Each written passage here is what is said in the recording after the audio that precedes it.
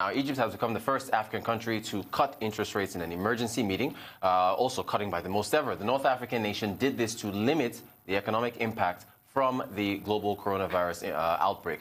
Monetary Policy Committee reduced the overnight deposit rate by 300 basis points to 9.25%, and the lending rate to 10.25%. It's also trimmed rates by a combined 450 basis points from last year. The MPC's next meeting had been scheduled to hold next month. The CEO of Alpha African Advisory, Mrs. Sanyade Okoli, joins me now in the studio to discuss this and more. You're welcome. You're welcome. Good morning. So, let's see now. Coronavirus discovered December of 2019, and now here we are 3 months later in March of 2020. Did the Egyptian Central Bank react too slowly? No, I don't think so, to be honest, because they announced the first case of coronavirus in Egypt on the 14th of February. Yeah, okay. And even though thereafter there were a few cases announced in different parts of the world, example the US, that were seen to have been linked to Egypt, they didn't announce their second case till the 1st of March. So it really is in the last couple of weeks that it's been more of a reality in Egypt, certainly a known and accepted reality. And in that time, the numbers have increased significantly. So as at yesterday, I think it was about 166 cases. Yeah. Okay. How effective do you think these rate cuts will be? Because they've been happening everywhere: U.S., Europe, Asia, here for Egypt. Because I don't know, there's a sense that people say, well, you're trying to juice up aggregate demand and so on, but people can't spend money if they're quarantined at home. I mean, but generally, how do you see the effectiveness of what Egypt is doing? Well, as you know, bottom line is when there are slowdowns or things such as this, government will use monetary policy, like interest rates or other stimulus packages like buying bonds, etc. It is a step, but in reality, they will need, and not just Egypt, all the different economies, they will need a cocktail solution in that there'll be the monetary policy, you'll also be looking at fiscal policy, for example, tax cuts, etc., and other ways to try and stimulate the economy. But that, I think, for me, it's more sort of Q3, Q4, hopefully when we've managed to contain the virus. Because as at today, what is most important is to try and, well, some will say contain, others say to slow down the growth. Of the effects. Okay. Yeah. Tourism, let's move to now. Yeah. Egypt is known for tourism. Tourism, I believe, in 2018 contributed about 11% or so to Egypt's GDP.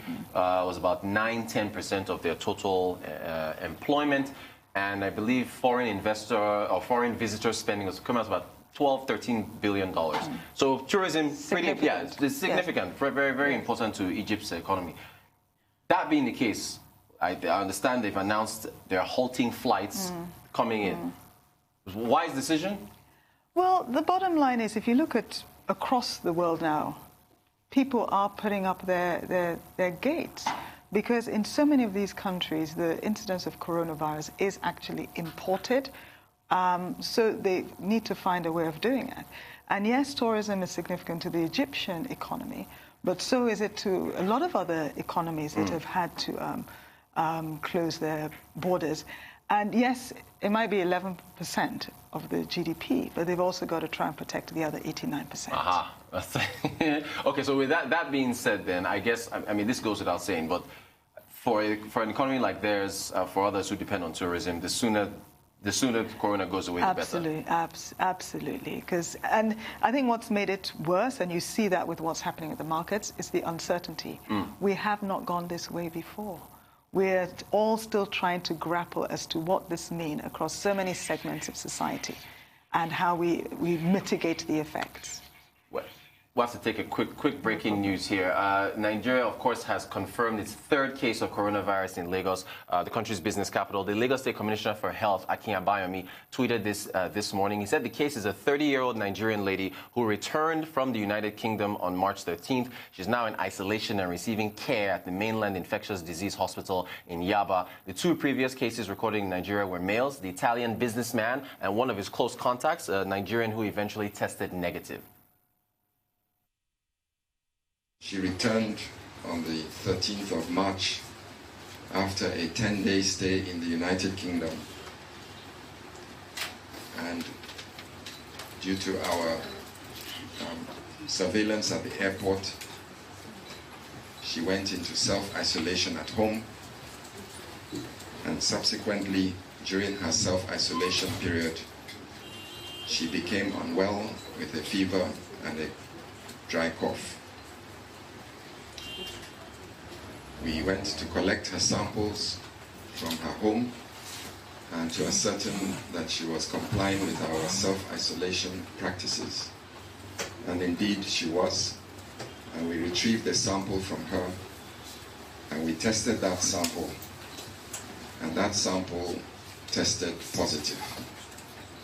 So as of yesterday, we now have a third case of coronavirus in Lagos. All right. Further now from Professor Akin Abayomi, he says, this is a breaking news here. He says, if you are a passenger on flight BA75 that arrived in Lagos on the 13th of March 2020, do stay at home and isolate yourself for 14 days. Call the Lagos State Ministry of Health hotlines. I have the numbers 0802 3169 485. 0802 3169 485. Also 0803 356 5529, 0803 356 5529, 0805 281 7243, 0802 897 1864, 0805 975 8886, and 0803 538 7653. Those numbers are on our screen right now.